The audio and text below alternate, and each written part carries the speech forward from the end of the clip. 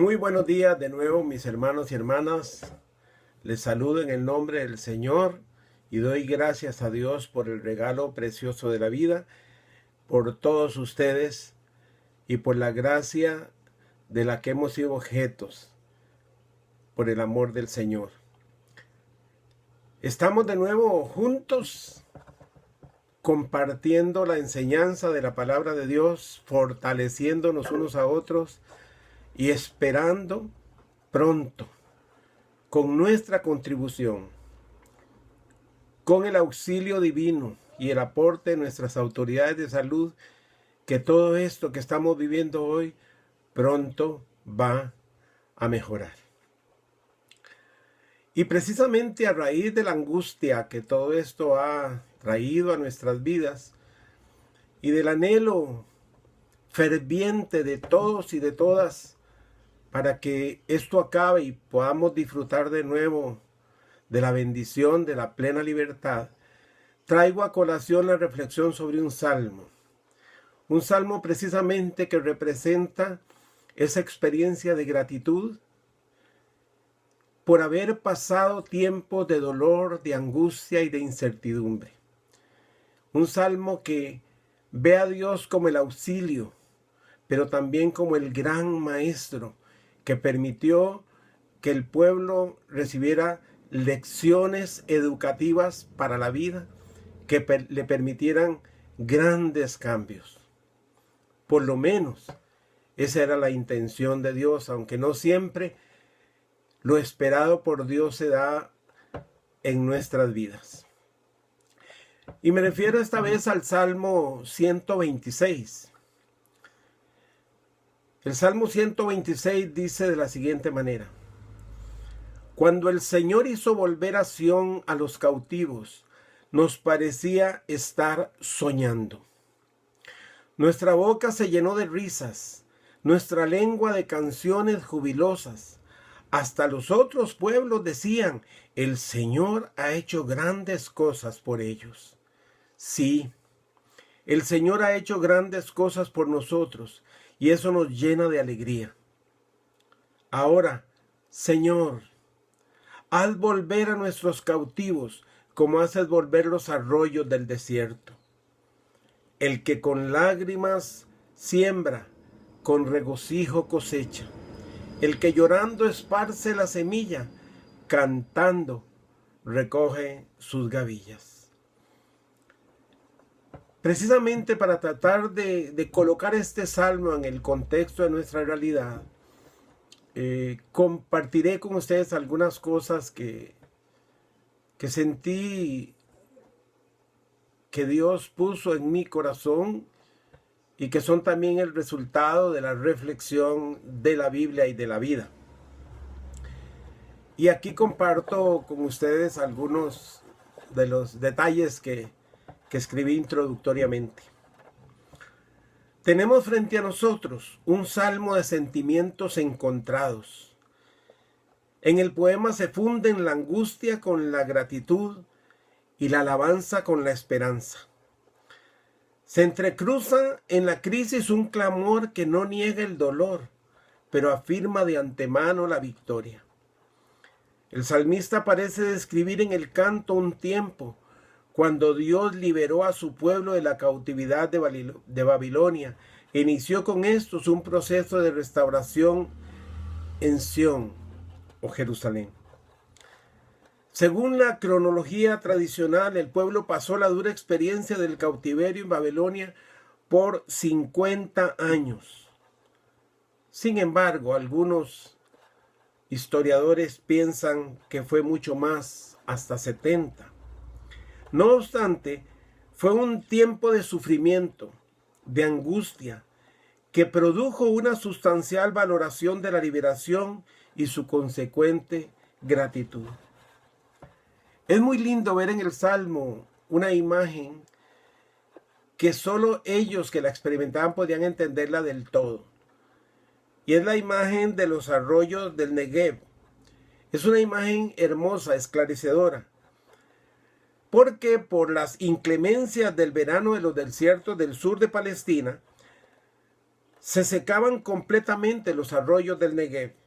Y entonces había un anhelo ferviente del pueblo para que llegara de nuevo la lluvia, los arroyos se volviesen a llenar de las aguas que podían regar el desierto. Nacía de nuevo las flores, los frutos y con ellos la danza y la alegría. Nunca la gratitud es tan significativa como cuando se ha experimentado la angustia extrema que nos ha robado el aliento y la fe en el futuro. Pero hoy nos preguntamos, ¿por qué se produjo ese tiempo de escuela en la esclavitud para el pueblo de Dios? ¿Qué lo produjo? Si bien Dios era un Dios de amor y que cuidaba de su pueblo, ¿qué hizo que se permitiera semejante tiempo de dolor, de angustia y de represión? Bueno, el pueblo de Dios afirmaba la superioridad de su nación con respecto a sus enemigos. Eso lo hemos dicho en otras ocasiones. Nunca pensó en una experiencia como la del cautiverio y su consecuente separación de su amada Jerusalén. Nunca se imaginó que esto formara parte de su historia. Separarse de la santa ciudad era inimaginable. Ellos creían que la protección divina era irrestricta y que pasaría por alto sus pecados. Creían que nunca estarían en una situación de dolor y sufrimiento de tal magnitud.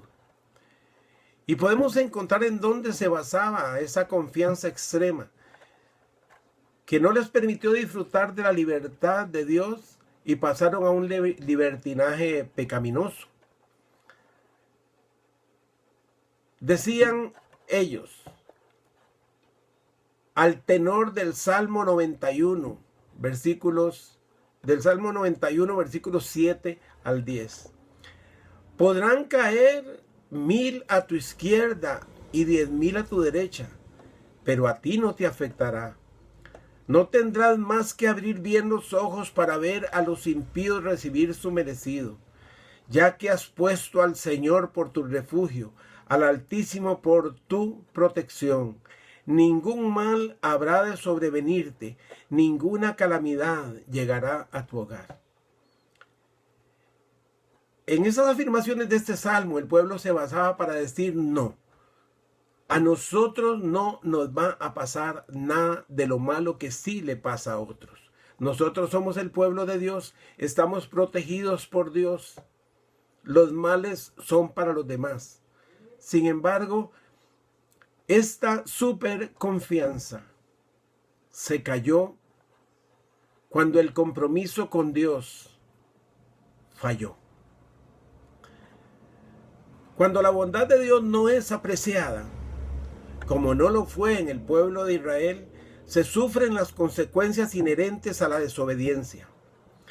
Precisamente en medio del efecto doloroso de la crisis es cuando Dios permite que aprendamos de las situaciones adversas, algunas de las cuales nosotros mismos hemos provocado, como es particularmente el caso de la historia de Israel en este segmento en donde surge el Salmo. Ahora bien, ¿y esto qué tiene que ver con nosotros hoy? Pues mucho quizás. Hermanos y hermanas, el pueblo de Israel olvidó que el compromiso con Dios estaba de alguna manera íntimamente ligado a la fidelidad prometida por Dios hacia ellos. Que la protección de Dios no era irrestricta, que era algo que había que merecer. Se entregaron a la idolatría, a maltratar a sus prójimos, a la usura, a la opresión de los pobres. Y eso trajo consecuencias funestas para el pueblo. Hoy estamos nosotros sufriendo las consecuencias durísimas de la pandemia. Y a veces surge una pregunta. ¿Y será que de alguna manera nosotros también, al igual que Israel en su tiempo, contribuimos a todo esto que nos está ocurriendo? ¿Será que yo he puesto mi granito de arena para que estemos pasando ahora por una situación como esta? Abramos el corazón y contestemos, quizás sí, quizás sí. La pandemia dicen que viene por allá de China, los chinos dicen que viene de otros países como Estados Unidos, que se la fueron a poner allá, pero no importa. Todo esto es consecuencia de un mal mayor que tiene que ver con el mal cuidado de la creación en el que usted y yo hemos sido protagonistas. Hoy la sociedad en todos los lugares del mundo se retuerce de dolor por los efectos destructores de esta pandemia. Sobre el fenómeno se tejen, como ya he dicho, múltiples interpretaciones. Unos piensan que viene de Dios, que es un castigo de Dios. Otros creen que más bien es el resultado del egoísmo humano, de la guerra entre potencias, de la intención de destruir las fuerzas del adversario. Pero independientemente de todas esas discusiones macropolíticas, el asunto es que el problema lo tenemos nosotros hoy. Reconocemos quizás, usted y yo, que hemos participado de alguna manera en esta crisis, que la hemos provocado en algún porcentaje. Nosotros, en mayor o menor medida, hemos agredido al planeta, algunos poderosos, con el canibalismo de la macroindustrialización. Las naciones más poderosas del mundo son las que ponen de primero su preponderancia económica y su política mafiosa en detrimento del bienestar del resto de las naciones y las personas. El calentamiento global es el resultado de una superindustrialización que ha destruido y continúa destruyendo nuestro planeta. Un sector de los seres humanos ricos y privilegiados han convertido a otros seres humanos pobres en instrumentos de producción para engordar sus billeteras, ya que no ven en los demás como a sus prójimos, sino como una materia explotable para su beneficio. Los efectos nocivos de la discriminación campean en todo el planeta, aún en los países llamados democráticos y con raíces cristianas. Decir que se cree en Dios se ha convertido en un discurso a flor de labios del populismo político, tanto de derecha como de izquierda. Algunos de los presidentes más crueles, inhumanos y represores se exhiben en público como representantes y precursores de la fe cristiana. Al igual que en Israel, antes del cautiverio en Babilonia, creemos que Dios nos va a blindar de toda suerte de mal, aunque éste haya sido provocado por nosotros mismos. De verdad, mis hermanos y hermanas, que de pronto comenzamos a agredir el planeta, a agredirnos unos a otros, a subestimar y subapreciar al otro, a volver el rostro para otro lado cuando la necesidad apremia, a juzgar, maltratar y condenar a quienes están a nuestro alrededor. Y siempre creemos que a pesar de eso, Dios está en la obligación de salvarnos. Puede ser que nos equivoquemos en parte en esa pretensión. Todos anhelamos, al igual que los protagonistas implicados en el Salmo 126, que la mano del Señor intervenga en beneficio nuestro. Todos deseamos con fervor volver a disfrutar de la libertad que antes teníamos y que se ha eliminado de la humanidad el COVID-19. Todos queremos abrazar de nuevo a nuestros seres queridos sin temor a contagiar y ser contagiados. Todos suplicamos por el regreso de las fuentes de trabajo y la estabilización de la economía. Algunos de los creyentes cristianos deseamos volver a nuestras comunidades de fe. Otros quizás se sienten cómodos con el impas que ha generado esta situación. Pero hermanos, desear, querer, no necesariamente es un sinónimo de merecer. Estamos aprendiendo la lección. Dios nos está dando la gran oportunidad de entrar en su aula para decirnos de qué manera hemos despreciado la gran donación que Él nos ha hecho. Y yo quisiera preguntar, y que usted y yo nos preguntemos, ¿estamos dispuestos a aprender de la experiencia? Cuando pasen estos efectos nocivos del coronavirus,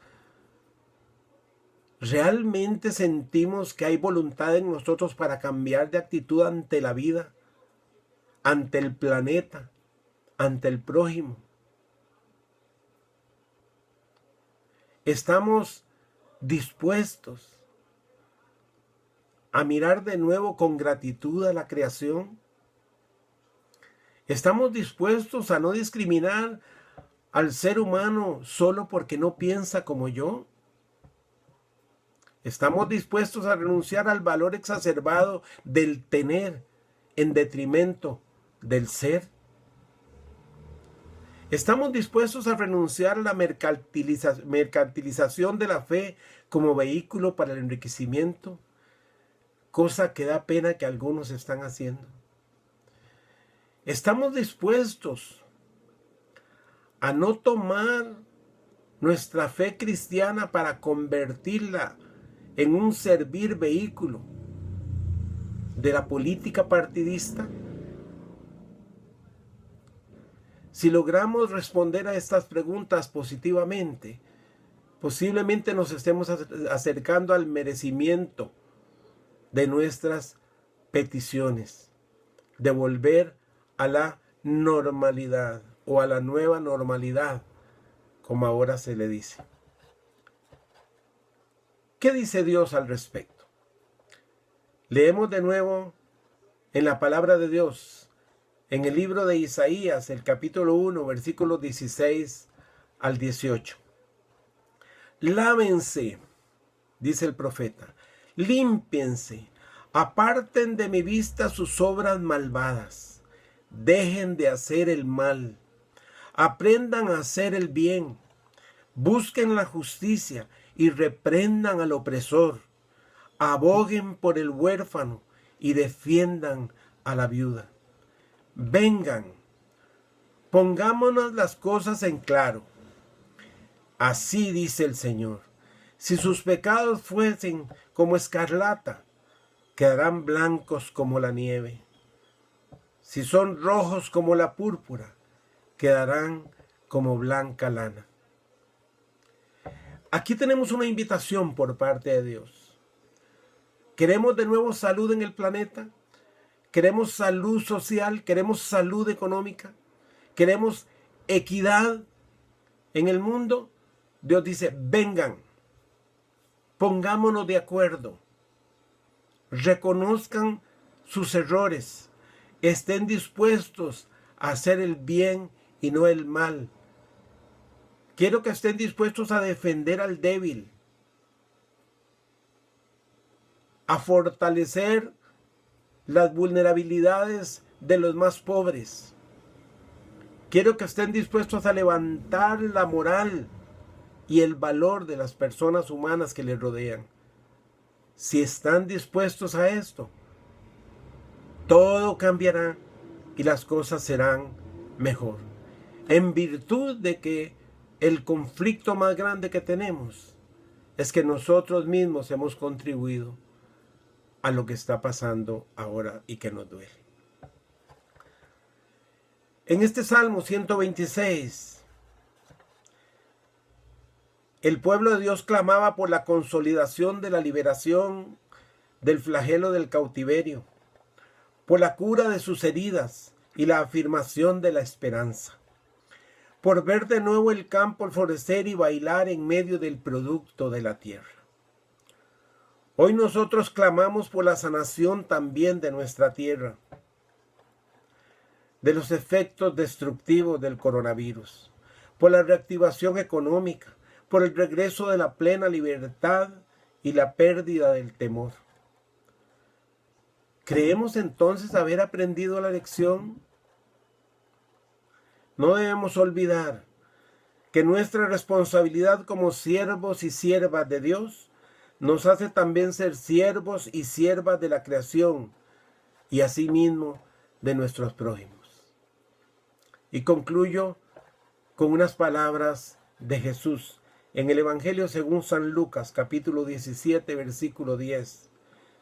Dice: así también ustedes, cuando hayan hecho todo lo que se les ha mandado, deben decir: somos siervos inútiles, no hemos hecho más que cumplir con nuestro deber.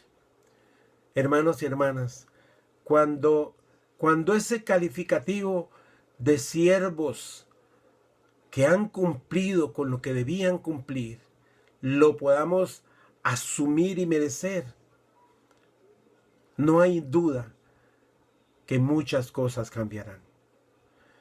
Y yo le insto en el nombre del Señor Jesucristo a deponer esos egoísmos personales que nosotros tenemos, esa lucha de poder, eso de querer escalar por encima de otro, aún sobre su propia sangre,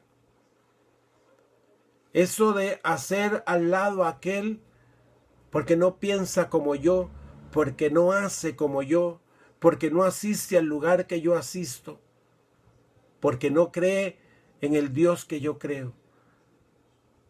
Eso ha sido la contribución más grande que hemos hecho los seres humanos a la destrucción de nuestro planeta, en el campo espiritual, en el campo social, en el campo económico. Es esa búsqueda caníbal de mi propio bienestar en detrimento del bienestar de los demás. Que el Espíritu Santo de Dios nos dé sabiduría y nos ayude a entenderlo y pasar de querer servirnos del otro y de la otra a ser servidores de ellos. Vamos a orar. Queremos, Señor, darte gracias una vez más en el nombre de Jesús por este regalo precioso de la vida. Y te pedimos en el nombre del Señor Jesucristo y de su amor por nosotros y de su gran ejemplo de vida y de su enseñanza,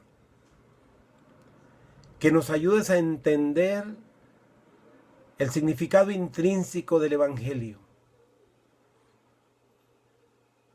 que no está tan preocupado por esas bases que ponemos los seres humanos para afirmar lo nuestro y descartar lo de los demás. Ayúdanos, Señor, a abrir el corazón, a ser responsables, a contribuir para la sanación de nuestra tierra. Perdona nuestros pecados, pero danos también la sabiduría para no volver de nuevo a esa esclavitud. Gracias por la liberación que nos das y clamamos para que haya liberación para todos, salud para todos, dignidad para todos y todas en este planeta, el que nos has puesto y nos has regalado el privilegio de vivir. Te lo pedimos en el nombre de Jesús. Amén y amén. Hermanos y hermanas, que Dios les bendiga. Seguimos adelante, levantemos la frente, Creamos en la construcción de un futuro mejor para todos y contribuyamos con nuestro granito de arena para ese logro.